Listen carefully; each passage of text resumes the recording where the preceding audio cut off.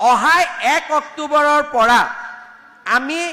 Ration কাৰ্ডত এইবাৰ 3 মাহৰ চাউল একেলগে দিছো নে নাই? 3 মাহৰ চাউল পাইছে। 1 অক্টোবৰৰ পৰা চাউলৰ লগতে আমি বজাৰতকৈ 30 টকা কম দামত আপোনালোকক দালি দিম, আপোনালোকক নিমখ দিম আৰু আপোনালোকক চেনি দিম। এইখিনি আপোনালোকে 1 অক্টোবৰৰ পৰা পাব, আৰম্ভ কৰিব। ইয়াৰ পিছত আমাৰ ল'ৰা ছোৱালীবিলাকে মেট্ৰিক পৰীক্ষা দিয়ে। সকলো মাকে ইচ্ছা কৰে যে মোৰ ল'ৰাটোৱে মেট্ৰিক দিয়াৰ আগতে গাখীৰ এগিলাচ অন্ততঃ খাওক, কিন্তু বহুত দুখীয়া মানুহ ক'ৰ পৰা খুৱাব? 1 অক্টোবৰৰ পৰা মেট্ৰিক পৰীক্ষা যিমান ল'ৰা ছোৱালীয়ে দিব, মেট্ৰিক পৰীক্ষা নোহোৱালৈকে তেওঁলোকক আমি মাহত 300 টকাকৈ দি থাকিম, যাতে ল'ৰা ছোৱালী কেইটাক আপোনালোকে পুষ্টিকৰ খুৱাব পাৰে। ইয়াৰ লগে লগে আমি আৰু আঁচনি এটা হাতত লৈছো, সেইখিনি আপোনালোকে জানি ভাল পাব যে যোৱাবাৰ আমি কলেজত যোৱা ছোৱালীৰ কাৰণে যি নিযুত মইনা আঁচনি আৰম্ভ কৰিছিলোঁ, যোৱাবাৰৰ ছোৱালীখিনিয়েতো পাবই। এইবাৰ যিবিলাকে নতুনকৈ এডমিশ্যন ল'লে তেওঁলোককো আমি নিযুত মইনা আঁচনি দিম, যাতে ছোৱালীৰ পঢ়াৰ দায়িত্ব দেউতাক মাকৰ পৰা কমি কমি গৈ থাকে আৰু চৰকাৰে বেছিকৈ দায়িত্ব ল'ব পাৰে। ইয়াৰ লগতে জুলাই মাহৰ পৰা আমি নতুন আৰু এটা কাম কৰিম। আমাৰ যিমান ডিগ্ৰী পাছ কৰিছে এইবাৰ ল'ৰা ছোৱালী, যিসকলে এইবাৰ ডিগ্ৰী পাছ কৰিছে, তেওঁলোকক আমি জুলাই মাহত তেওঁলোকৰ পৰা আবেদন ল'ম আৰু 1 বছৰৰ কাৰণে ডিগ্ৰী পাছ কৰা ল'ৰা ছোৱালীক আমি প্ৰত্যেক মাহত 2,500 টকাকৈ দিম, যাতে তেওঁলোকে পঢ়া শুনাৰ ইণ্টাৰভিউ আদি দিবৰ কাৰণে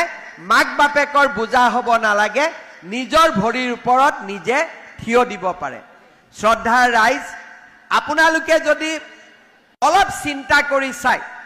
অসমত মোৰ আগতেও বহুতো মুখ্যমন্ত্ৰী আছিলে আৰু কংগ্ৰেছে 3 বাৰকৈ অসমত 15 বছৰ চৰকাৰ কৰিছিলে। সেই সময়ত অসম মালাও নাছিলে, সেই সময়ত ৰাস্তা ঘাট দলঙৰ কামো নহৈছিলে আৰু অৰুণোদয়ৰ দৰে আঁচনিও অহা নাছিলে। বিটিএডিৰ ৰাইজে আঁচনিৰ কথাটো বাদেই দিয়ক, কংগ্ৰেছৰ সময়ত নিজৰ জীৱন বুকুত বান্ধি লৈ ঘূৰি ফুৰিছিলে। ক'ত কেতিয়া বোমা বিস্ফোৰণ হ'ব, ক'ত কেতিয়া গুলীকাণ্ড হ'ব, ক'ত কেতিয়া বড়ো আৰু অনাবড়োৰ মাজত সংঘৰ্ষ লাগিব। আৰু দুইটা পাৰ্টিকে, বড়োৰ লগত বড়ো ৰাজনীতি, অনাবড়োৰ লগত অনাবড়ো ৰাজনীতি, মানুহৰ মাজত মিলা মিছা নোহোৱা হৈছিলে। যোৱা 5টা বছৰত আমি এটা কাম নিশ্চিত কৰিব পাৰিলো যে যোৱা 5টা বছৰ বড়োলেণ্ডত এটাও গুলীকাণ্ড হোৱা নাই, এটাও বোমা ফুটা নাই আৰু বড়ো অনাবড়োৰ মাজত এখনো কাজিয়া লগা নাই। আৰু এই কামখিনি কৰাটো আটাইতকৈ ডাঙৰ কাম আছিলে। ইয়াত যেতিয়া মই যোৱাবাৰ দিহিৰাত আহিছিলোঁ, নিকাশিত আহিছিলোঁ, ৰাইজৰ মনত বহুত সন্দেহ আছিলে, কিন্তু আজি 5টা বছৰ বিজেপিৰ শাসনকালত আপোনালোকে দেখা পালে যে আমি সকলো জাতি উপজাতিক সন্মান প্ৰদৰ্শন কৰাৰ বাবে আৰু সকলোকে ওচৰ চপাই লৈ অহাৰ বাবে আজি বড়োলেণ্ড,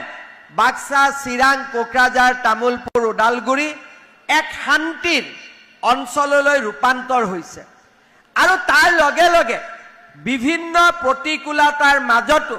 প্ৰমোদ বড়ো ডাঙৰীয়াই চেষ্টা চলাইছে যাতে বিটিআৰৰ ৰাইজে, বড়ো অনাবড়ো দুইটা ৰাইজে মাটিৰ অধিকাৰ পাব পাৰে, বিভিন্ন সমস্যাসমূহৰ সমাধান হ'ব পাৰে। ইয়াৰ আগলৈকে সমস্যা সমাধানৰ কথা কোনেও চিন্তা কৰা নাছিল। সমস্যা কেনেকে বঢ়াব পাৰি, কোনোবাই আহি অনাবড়ো মানুহক ক'ব বল আন্দোলন কৰিব লাগে, কোনোবাই বড়ো মানুহক আহি ক'ব আন্দোলন কৰিব লাগে। আমাৰ ইয়াত পঢ়া শুনাৰ পৰা আৰম্ভ কৰি গোটেই অঞ্চলটোৰ পৰিৱেশ বিঘ্নিত হৈছিল। আজি বড়োলেণ্ডৰ জিলা কেইখনেও অসমৰ আন জিলাৰ দৰে আগুৱাই যাব পাৰিছে আৰু সকলো জিলাতে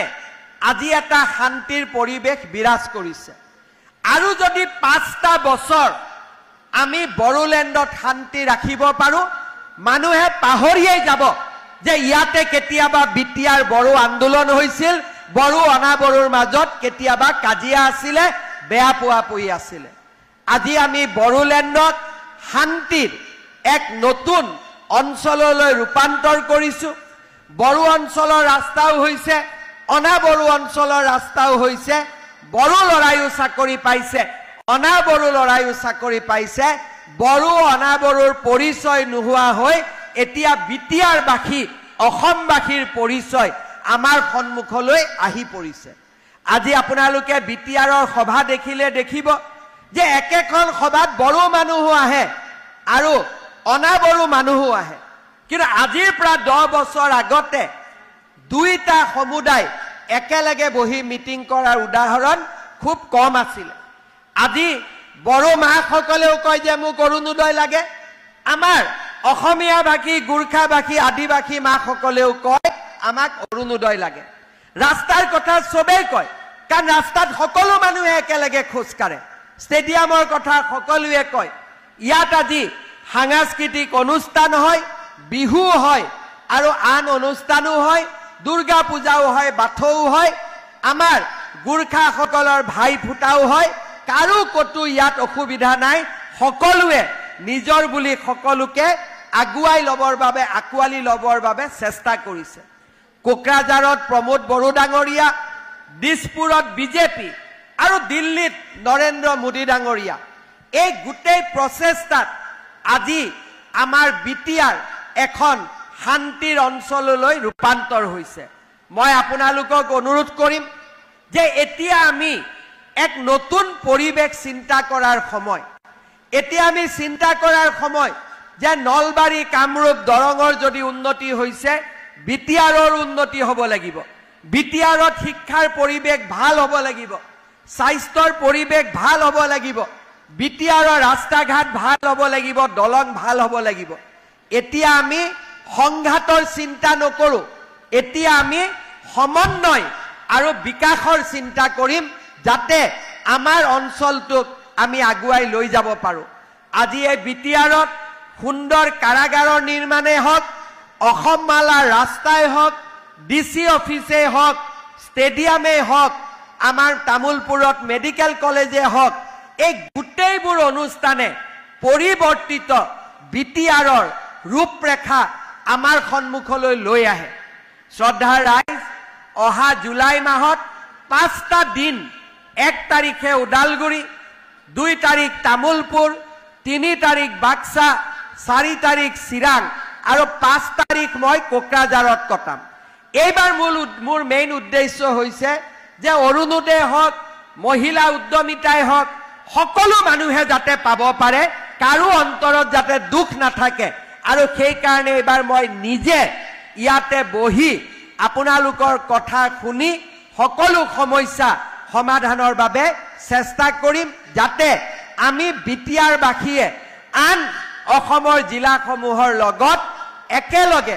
আগবাঢ়ি যাব পাৰো পুনৰ